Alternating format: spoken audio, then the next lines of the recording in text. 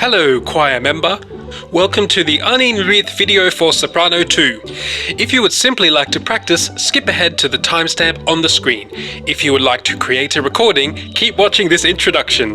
Before you press that record button, let's make sure you have everything you need.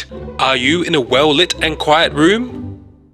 Are you listening to this video with headphones? We don't want to record any other noise apart from your beautiful voice. Don't press record yet. We're going to show you how to do the clap test. When you hear this pattern, do you know what to do?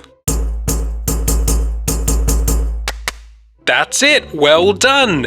After we start recording, we're going to perform the clap test 3 times. This will allow the editors to easily synchronize all of the videos. If you make a mistake, simply restart this video from the clap tests. There's no need to stop recording. Do you understand? Great! Are you ready? Start recording now. Feel free to pause this video while you set everything up. You should now be recording. Please say your name in a loud and clear voice. Please say Soprano 2 out loud. Let's perform the clap test 3 times.